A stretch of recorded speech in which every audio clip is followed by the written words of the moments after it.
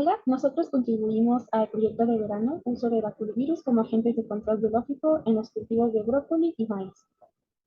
Nuestra asesora fue la doctora María Cristina del Rincón Castro. Nuestros compañeros fueron Ana Paola Solares, Judith Antonio Navarro, Carol Ajara Farfán, Luz Adriana Rosales, su servidora María Paula Buitrago y Fernanda Yatsuri Amaro. El control químico es el método más común de control de plagas en el campo debido a su efectividad. En cambio, el control biológico se basa en el uso de estrategias destinadas a mantener la población de organismos pagadores en un nivel que no sea perjudicial para las actividades del ser humano. Los baculovirus son virus específicos de insectos. Esto ha permitido que algunos baculovirus se empleen en la actualidad como bioinsecticidas. El objetivo de este proyecto fue evaluar el potencial bioinsecticida de cepas nativas de baculovirus utilizadas para el control biológico de plagas importantes de los cultivos como maíz y brócoli y ofertar una opción de control más amigable con el medio ambiente e inocua en la producción de los alimentos. El mantenimiento de la colonia Spodoptera frugiperda es fundamental para realizar bioensayos para monitorear nuestra efectividad viral de cepas. Su dieta artificial se basa principalmente en maíz, frijol de soya, germen de trigo y otros ingredientes como levadura de cerveza y agar bacteriológico. Esta dieta la colocamos en capas delgadas, en cajas Petri y en dietas individuales. La cámara de cría se maneja a una temperatura de 28 grados Celsius y tiene un fotoperiodo de 12 horas de luz con 12 horas de oscuridad y una humedad relativa del 60%. La revisión del ciclo de vida de Spodoptera frugiperda se realizaba cada tercer día y comenzábamos con la recolección de huevos que colocaban los adultos, aproximadamente de 800 a 1000 huevos durante su ciclo de vida. Estos huevos que se colocaban en cajas Petri con dieta y a partir del tercer día empezaban a eclosionar las larvas, en las cuales en los primeros 4 estadios teníamos un aproximado de 720 larvas por semana. Posteriormente, durante los estadios 5 y 6, obteníamos 288 larvas a la semana que colocábamos en dietas individuales hasta esperar el tiempo de pupa.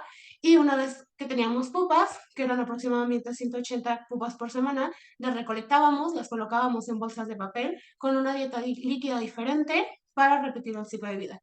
Era importante monitorear en las placas de dieta que no tuvieran mal olor, exceso de humedad, presencia de moho o oxidación. Se realizaron biostadios SL50 Guanajuato. Se probaron diferentes concentraciones de las cepas de baculovirus AN1 y Guanajuato y se colocaron en la superficie de la dieta artificial. Posteriormente, después de 5 días post-infección, se revisaron las larvas vivas y después de 2 días más se revisaron. Se utilizó un factor de dilución de 0.3 partiendo de la concentración 1 a la 1000.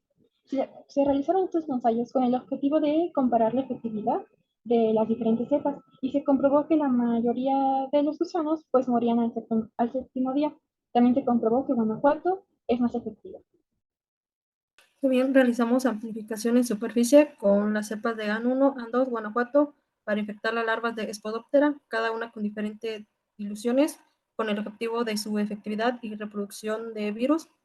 El procedimiento en cajas Petri con dieta de Spodoptera, donde se infectaba la superficie, se colocaban larvas de segundo al tercer insta, se tapaba y los resultados se obtenían a los 5 días. Eh, Tras haber pasado los 5 días, se recolectaban las larvas muertas infectadas por virus. Se pasaban al proceso de macerar todas las larvas, se filtraba para eliminar los restos de materia orgánica, se colocaban en la centrifugadora para los lavados, los cuales realizamos 3 por cada cepa y al final se tomaba una muestra en el microscopio para ver los cuerpos de oclusión. Bueno, ya hecho todo esto, pues lo aplicamos en campo. Hicimos una prueba en campo abierto de las cepas AN1, AN2 y Guanajuato. Control positivo, que fue un químico, y el control negativo, que fue aplicación de solo agua. Y pues hizo las mediciones para cada cepa y se aplicó. Y pues ya los resultados que obtuvimos de a los 5 días de ir a revisar, pues Guanajuato tuvo una muy buenos resultados.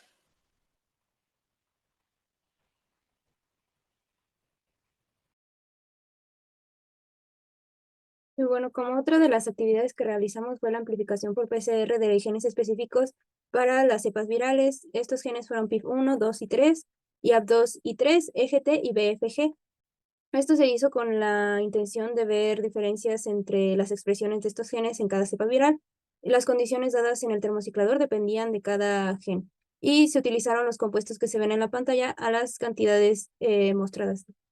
Los geles se corrieron, los PCRs en un gel de 0.8% de agarosa en una cámara de electroforesis a 90 volts por 30 minutos y se obtuvieron las siguientes imágenes por un fotodocumentador donde se alcanza a visualizar las diferencias en los genes, por ejemplo, de PIP3 y AP2 en diferentes cepas.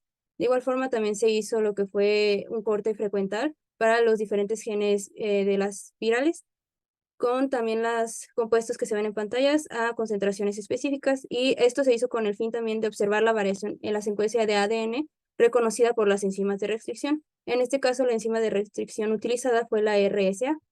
De igual forma, también se corrió en una cámara de electroforesis a 60 volts hasta llegar al límite del gel. Y de igual forma se obtuvieron estas imágenes donde se alcanzan a ver las diferencias en los cortes de los genes. De igual forma, por medio del metodología de Peros, como ya se vio, se infectaron 100 larvas para observar el efecto sobre el crecimiento y ganancia de peso durante 7 días, teniendo en cuenta que el peso y la medida inicial de las larvas fue de un promedio de 0.86 centímetros y un peso de 0.103 gramos. Se infectaron 20 larvas de las 100 iniciales con cepas de Argentina, AN1, AN2 y Guanajuato, y los resultados obtenidos muestran que la cepa AN2 tiene un comportamiento similar a la de control, por lo cual no es una cepa muy efectiva. En cambio, Argentina, AN1 y Guanajuato se comportan de manera similar y tienen una mortalidad más rápida. Igual en el aumento de tamaño, la cepa AN2 tiene un comportamiento similar a la control, demostrando nuevamente que no es efectiva, ya que deja que la larva crezca de manera exponencial. Para el mantenimiento de las colonias de Tricoplusiani, se mantuvo en condiciones óptimas con una dieta semi-artificial, y la base de esta dieta consistía en levadura de cerveza, germen de trigo, frijol, agregados. Se obtuvieron 400 huevecillos por caja, y de los cuales solamente eclosionaron 100 por caja. Las fases del crecimiento de Tricoplusiani comprenden 5 estadios en la etapa de larva, según Moll M. y A. Sitzo del 2008. En el primer estadio son blancos y casi transparentes con una cápsula de cabeza negra, color verde o marrón. Los últimos estadios son verdes con una delgada línea blanca a cada lado y otras 2 en el dorso. A medida de que se mueve, se arquea por parte media de su cuerpo, y en la última etapa larvaria, esta crea una crisálida a la que nosotros le conoceremos como pupa. Las condiciones de desarrollo de la Tricoplusiani para los huevecillos fue de una humedad del 70% y una temperatura de 29 grados Celsius, y para las larvas una temperatura no mayor a 32 grados Celsius. Para la extracción de ADN se llevó a cabo para estudiar a nivel molecular las modificaciones del genoma.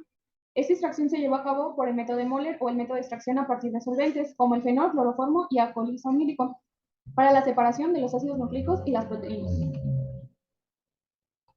Para determinar la integridad del ADN extraído, se realizó una electroforesis horizontal, elaborando un gel de agarosa al 0.7% en una cámara de electroforesis, la cual se llenó con TAE al 10%. Las muestras se cargaron en el gel y se corrió durante 40 minutos a 90 volts. El gel fue visualizado en el fotodocumentador y, como se observa en la imagen, las 2 bandas para tricoplusiani están perfectamente formadas, lo que indica que se extrajo correctamente. Por último, también se analizó la pureza y concentración del ADN en el nanodrop. Se realizó una PCR con la intención de entender si había afectaciones a nivel de fosforilación oxidativa y cadena de transporte de electrones, utilizando oligonucleótidos con secuencias específicas para complementar la secuencia blanco en el ADN molde, en este caso siendo cada uno de los complejos de esta cadena. Los parámetros ideales para la PCR se determinaron utilizando el servidor OligoAnalyzer, que proporciona la temperatura ideal para que cada uno de los oligos se amplifique. En la imagen se puede observar la banda que indica que se amplificó el oligo. Para la amplificación del inóculo viral, se amplificaron 20 larvas, 10 en estadio 3 y otras 10 en el mismo estadio, separadas individualmente, sin comida. La infección se llevó mediante una técnica llamada PER-OS, con una mezcla de 1 por 10 a la 6 o 1 millón de cuerpos de oclusión por microlitro, con 20 microlitros de miel al 10% con colorante verde y 20 microlitros de calcoflor. Se obtuvo que al tercer día hubo 2 muertas con presencia de colores blancos, blandas y una reducción de tamaño insignificante. Al cuarto día tuvimos 4 muertas oscuras y blandas, al quinto día 3 muertas oscuras y blandas, al séptimo día una viva. Es así como sumamos las 10 larvas infectadas y las 10 larvas del control permanecieron vivas. Para el conteo de cuerpos de oclusión de Trichoplus siani, se hizo en una cámara de Neubauer, donde se hicieron disoluciones de 1 a 10 y 1 a 100, y como resultados obtuvimos que una concentración de 3.506 por 10 a la 5 cuerpos de oclusión sobre microlitro.